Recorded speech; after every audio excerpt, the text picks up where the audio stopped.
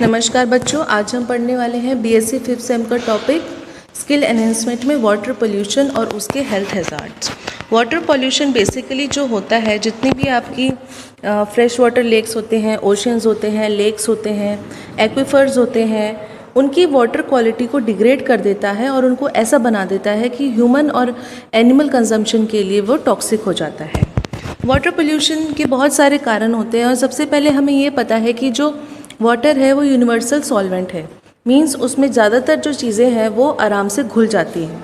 तो इसी कारण उसमें टॉक्सिक सब्सटेंसेस जैसे जो एग्रीकल्चर लैंड से पेस्टिसाइड्स आती हैं, शहरों की सी जो निकासी आती है और फैक्ट्रियों से जो गंदा पानी निकलता है वो साफ़ पानी में आराम से घुल के उसको पोल्यूटेड बना देता है।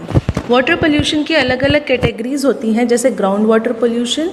ग्राउंड वाटर पोल्यूशन जो होता है, जैसे बारिश होती है या फिर जो बारिश होती है उसका पानी जो है हमारे ज़मीन तल से नीचे इकट्ठा हो जाता है क्रैक्स में से जाते जाते, और वो वहाँ पे जाके ग्राउंड वाटर बन जाता है। तो ग्राउंड वाटर की जो क्वालिटी है वो मेंटेन रखनी बहुत ज़रूरी है, क्योंकि इंडिया जो है एग्रीकल्चर बेस्ड लैंड है, तो यहाँ पर मोस्टली लोग अपने इरिगेशन के लिए ग्राउंड वाटर का ही यूज़ करते हैं और कुछ लोग इसे ड्रिंकिंग पर्पज़ के लिए भी यूज़ करते हैं।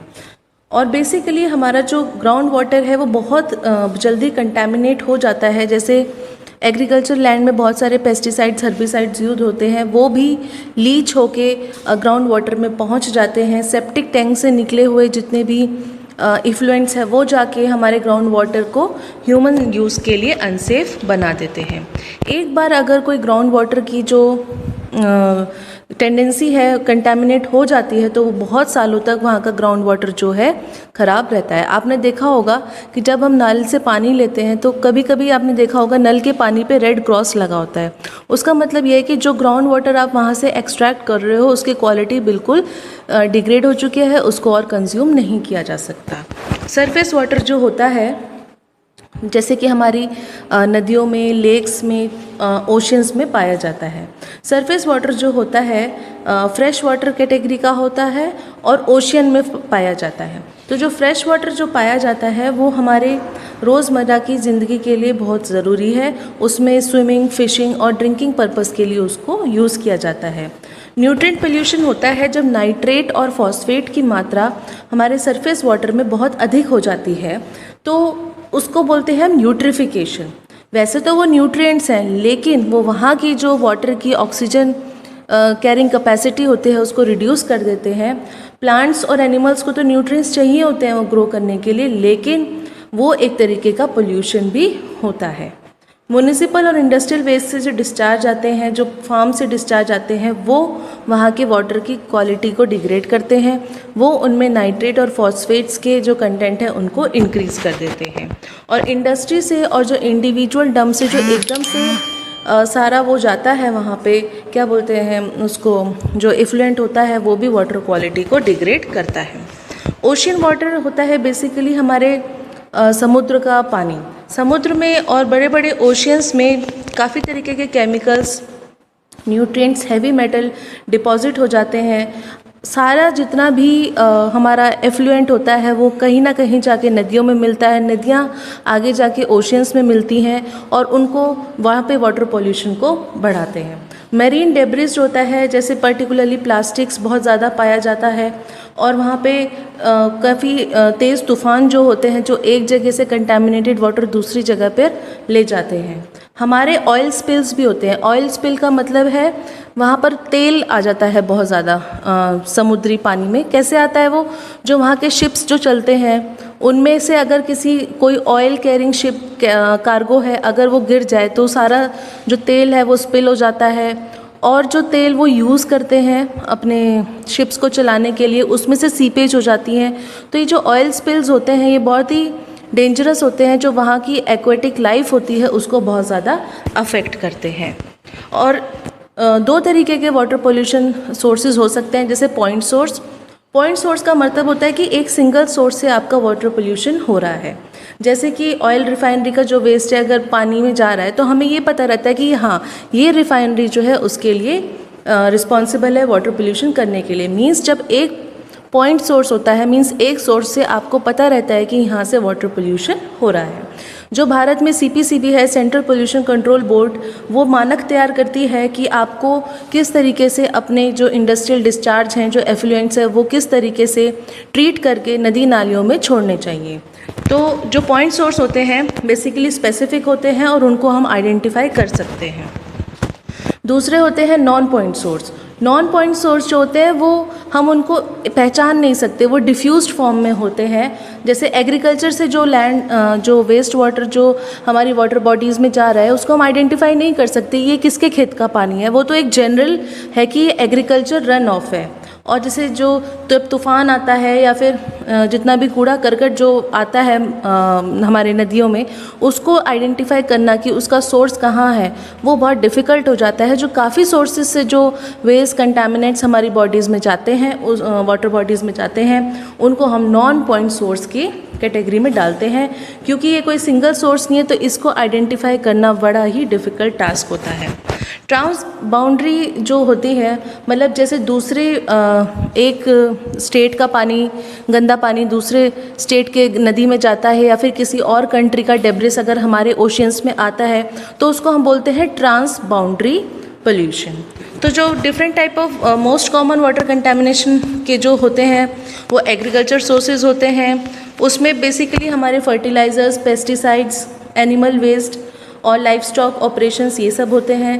न्यूट्रिएंट पोल्यूशन मैं पहले भी बता चुकी हूँ, जिसमें नाइट्रोजन और फॉस्फोरस के कंटेमिनेशन बढ़ जाता है, उससे वाटर क्वालिटी डिग्रेड हो जाती है। सीवेज और वेस्ट वाटर में क्या होता है, हमारा यूज्ड वाटर, जैसा हमारा इंडस्ट्रियल इफ्लुएंट, कमर्शियल इफ्लुएंट, हमारे शावर, टॉयलेट्स का पानी जो होता है वो सब सीवेज बन जाता है। सीवेज जो होता है इसमें जो होता है वाटर क्वालिटी को डिग्रेड करता है। इसमें रोड साइड का सारा डेब्रिस जो होता है, ऑयल, ग्रीस, केमिकल्स, ये सब हमारे सब वाटर बॉडीज़ में आ जाते हैं जो इसकी क्वालिटी को बाद में अफेक्ट करते हैं। ऑयल पोल्यूशन, जैसे बिग स्पिल्स हो जाते हैं सीज़ में, टैंकर जो होते हैं वो पलट जाते हैं, उनकी वजह से भी हमारे इसमें वाटर बॉडीज़ में पोल्यूशन बढ़ता है। रेडियो एक्टिव सब्सटेंसेस जो होते हैं, जैसे यूरेनियम माइनिंग से, न्यूक्लियर पावर प्लांट से, और जो मिलिट्री वेपन्स की जो टेस्टिंग होती है उनमें से जो रेडियो एक्टिव जो तत्व निकलते हैं वो भी हमारे पानी को पोल्यूटेड करते हैं। वाटर पोल्यूशन के बहुत सारे इफ़ेक्ट्स होते हैं, जैसे ह्यूमन हेल्थ को, ह्यूमन कंटेमिनेटेड वाटर पीने से बहुत सारी बीमारियां भी होती हैं।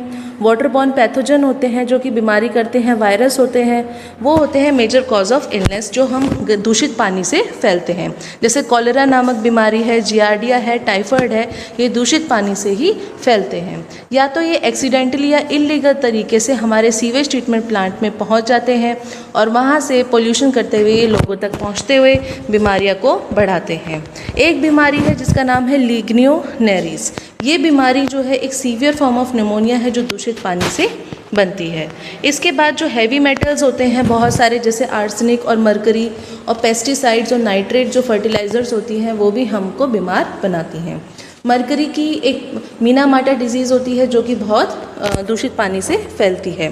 उसके बाद जो होते हैं चिल्ड्रन, जो छोटे बच्चे और जो प्रेग्नेंट औरतें होती हैं वो ज़्यादा अफेक्टेड होती हैं।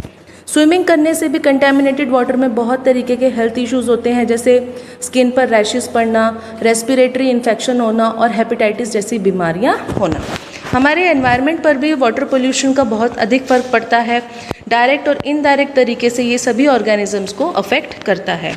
जो मैंने आपको बताया था कि हमारे लेक्स में, फ्रेश वाटर्स में न्यूट्रिएंट्स की सप्लाई बढ़ जाती है, प्लांट और एल्गल ब्लूम हो जाता है, उससे ऑक्सीजन की जो प्रेजेंस होती है वाटर बॉडीज़ में वो कम हो जाती है। इसको हम यूट्रोफिकेशन भी कहते हैं। इससे क्या होता है, वहाँ के जो प्लांट्स होते हैं, एनिमल्स होते हैं, उनके लिए ऑक्सीजन की सप्लाई बहुत कम हो जाती है।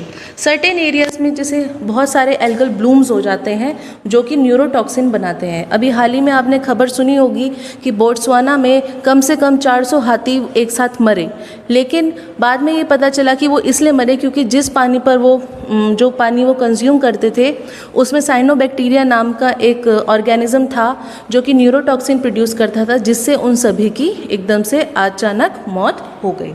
तो जो बहुत सारे केमिकल्स और हेवी मेटल्स भी होते हैं वो हमारे एनवायरनमेंट को डायरेक्टली इनडायरेक्टली तरीके से हमारी एक्वेटिक लाइफ को जो प्लांट्स होते हैं हमारे उसके अंदर पानी के अंदर जो प्लांट्स होते हैं एनिमल्स होते हैं उनको अफेक्ट करते हैं।